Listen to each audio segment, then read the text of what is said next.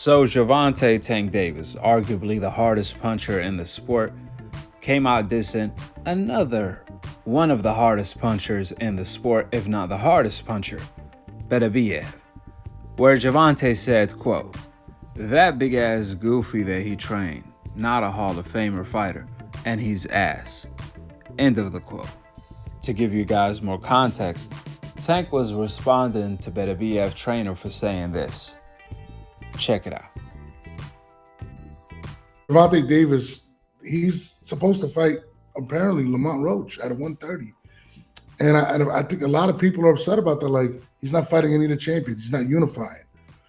And people still have him as a top pound for pound fighter. If Gervonta Davis would have retired today, would he be considered a Hall of Famer in your eyes? No. And you know what? Because, I mean, probably in this era and the way they do things, probably. You know, but for me, the Hall of Fame has always been the elite of the elites. You know what I mean?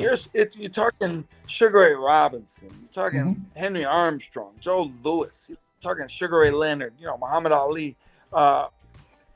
Again, I don't want to say any names, but there are guys in the Hall of Fame, absolutely, positively, there's no way on earth they should be in the Hall of Fame. Zero. And by the same regard, Marlon Starling. I don't know if you remember Marlon Starling. He was welterweight champion twice. He's the first guy. He beat Mark Breland when Mark Breland was unbeatable. Knocked Mark out. He beat Lloyd Hunnigan after Lloyd Hunnigan beat Donald Curry.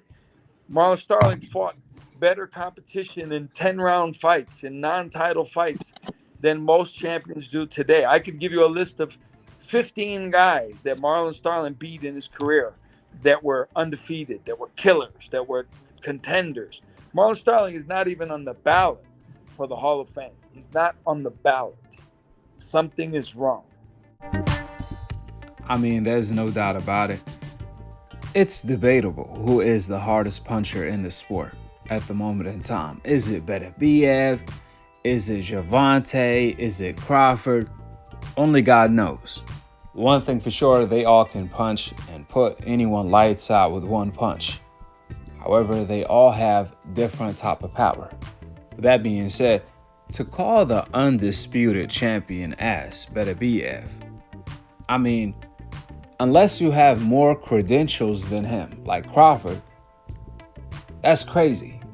Until Tank could become undisputed himself at the lightweight division, beating the likes of Lomachenko, Shakur, etc., or better yet, become boxing pound for pound number one, then he has no room to call Beterbiev trash, someone who accomplished something that Tank hasn't accomplished yet, as an amateur and a pro.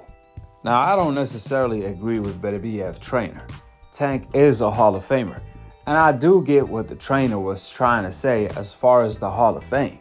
He did say Tank could become a Hall of Famer the way anyone could become a Hall of Famer today. However, how he views the Hall of Fame is legendary fighters only. However, that's not what the Hall of Fame is anymore.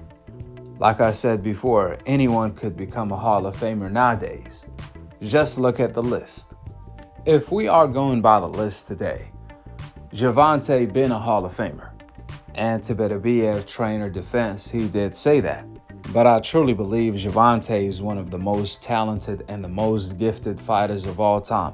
He's one of the most unique fighters I have ever seen in the sport. So by the time he retires, Tank would be able to be considered a Hall of Famer at any given time, even back in the day. Because if Gervonta can become the fighter who I think he is, as far as the accomplishments, then he's going to be an all-time great. If not, at the very least, he's going to be a legend. Tank becoming an all-time great is all going to depend on if he's able to beat his rivals, the likes of Shakur Stevenson, Devin Haney, Lomachenko, Teofimo Lopez, the fighters like Ryan Garcia, the Fabulous Four of his time.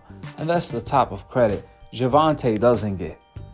Tank already beat Ryan, but the same people that praise the PED Ryan who cheated Devin Haney They also discredit Gervonta, who beat Ryan Garcia fair and square. The same people who say Ryan missing 3.5 pounds at the weigh-in didn't matter are the same people that complain about Ryan's rehydration clause that he agreed to instead of making 135. We all know what time it is. You can't have it both ways. You can't say the 3.5 pounds Ryan missed on purpose against Devin Haney didn't matter. However, the rehydration clause mattered, even though Ryan already said he doesn't rehydrate more than 10 pounds after the weigh-in. With that being said, Tank, as far as his resume, is pretty decent. What is missing is Devin Haney, Shakur, Lomachenko, Teofimo Lopez. That's the only thing Tank resume is missing. Once he gets those on his resume, his career will be complete, let alone his resume. But as far as Tank dissing Beterbiev, the way I look at it, he dissed me, so I dissed him in return. Or he dissed me, the trainer dissed me, so I dissed his fighter in return to get to him since he got to me. That's how it came off, since Gervonta is dissing someone who's more accomplished than him at the moment in time, the undisputed champ Beterbiev. Also, it's the way Tank is dissing him by calling him goofy. Ironically, Tank does a lot of goofy things. In all reality, the trainer has nothing to do with Beterbiev. He has his own opinion. He his own man. Perhaps Gervonta was bothered by Beterbiev himself for ranking Devin Haney as his fifth pound-for-pound fighter instead of Gervonta and over Gervonta. Apparently, Gervonta didn't like that, since he don't like Devin Haney. This further proves and shows that real fighters like Beterbiev don't count Ryan cheating Devin Haney, since no one respects PED cheaters in the sport. Beterbiev still views Devin Haney as the same fighter before the Ryan Garcia fight. Rightfully so. Devin Haney is still undefeated. Now, when it comes to Gervonta, he made fun of Devin Haney, calling him pillow-fisted.